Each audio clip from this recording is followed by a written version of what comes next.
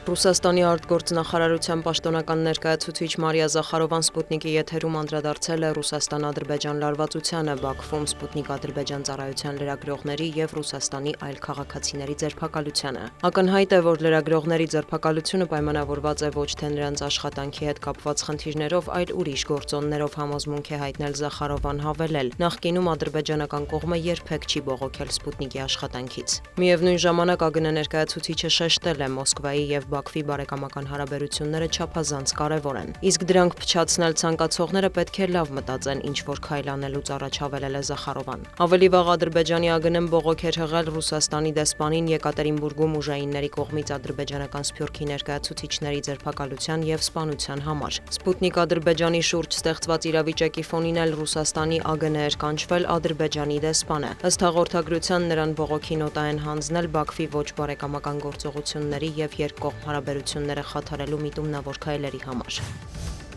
Տեղի է ունեցել Վլադիմիր Պուտինի և Էմանուել Մակրոնի հեռախոսազրույցը, առաջինը վերջին 3 տարում։ Ըստ Կրեմլի հաղորդագրության Ռուսաստանի և Ֆրանսիայի նախագահները քննարկել են Մերձավոր Արևելքում իրավիճակը, Իսրայել-Իրան վերջին էսկալացիան, ընդգծել խաղաղության, անվտանգության, միջուկային զենքի չտարածման կարևորությունը։ Այս առումով ընդգծվել է խաղաղ նպատակով միջուկային էներգիա զարգացնելու Թեհրանի օրինական իրավունքը, Իրանի կողմից միջուկային զենքի չտարածման մասին պայմանագիրը կատարելու և ատոմային էներգիայի միջազգային գործակալության հետ գործակցելու անհրաժեշտությունը, հայտնում են Կրեմլից։ Կողմերը պայմանավորվել են շարունակել այս հարցով շփումները։ Ինչ վերաբերում է Ուկրաինային, Պուտինը հերթական անգամ մեղադրել է Արևմուտքին հակամարտությունը ձգձգելու և Կիևին ռազմական աջակցություն տրամադրելու համար։ Կրեմլի ղեկավարը հավելել է, կարգավորման համար անհրաժեշտ է, որ բոլոր պայմանավորվածությունները լինեն համապարփակ, երկարաժամկետ, հաշվի առնեն ճգնաժամի սկզբնապատճառները և տարածքային նոր իրողությունները։ Ֆրանսիական կողմի տվյալով Էմանուել Մակրոնը Պուտինին կոչ է արել անհապաղ հրադադար հաստատել և բանակցել։ Ելիսեյան պալատից հայտնում են, որ հեռախոսազրույցը տևել է ավելի քան 2 ժամ։ Ուկրաինական ԶԼՄ-ները վկայակոչելով իրենց աղբյուրները նշում են, որ Պուտինի հետ զրույցից հետո Մակրոնը զանգահարել է Վոլոդիմիր Զելենսկուն։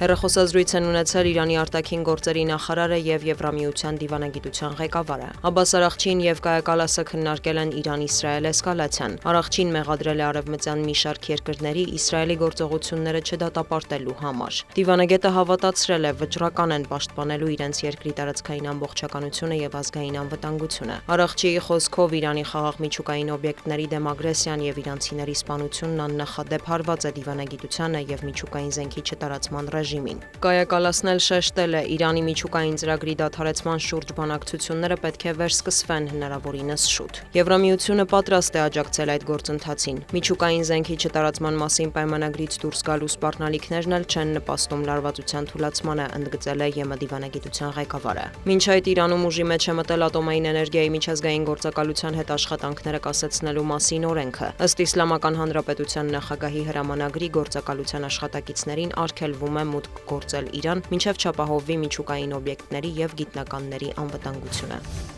Դոնալդ Թրամփը հայտարարել է, որ Իսրայելը Միացյալ Նահանգների ներկայացուցիչների հետ հանդիպման արդյունքում համաձայնել է Գազայի հատվածում 60 օրով հրադադար հաստատելու պայմաններին։ ԱՄՆ նախագահի խոսքով այդ ընթացքում բոլոր կողմերը կաշխատեն պատերազմը վերջնականապես դադարեցնելու ուղղությամբ։ Նա տեղեկացրել է, որ հրադադարի առաջարկը Համասին կփոխանցեն Կատարի և Եգիպտոսի ներկայացուցիչները։ Հուսով եմ Համասը կգնա գործարքի, այլապես շատ ավելի վատ կլինի, գրել է Թրամփը Truth Social-ի էջում։ Պաղեստինյան շարժումը դեռ չի մեկնաբանել Թրամփի հայտարարությունը։ Երեկ Իսրայելի վարչապետը հայտնել էր, որ հաջորդ շաբաթ մեկնելու է Վաշինգտոն հանդիպումներ ունենալու ԱՄՆ նախագահի, փոխնախագահի, պետքարտուղարի, պաշտպանության նախարարի և այլ պաշտոնյաների հետ։ Թրամփը հայտարարել է, որ մտադիր է Բենյամին Նեթանյահուից շատ կոշտ պահանջել դադարեցնել հակամարտությունը Գազայի հատվածում։ Դիանա Գասպարյան, լուրեր։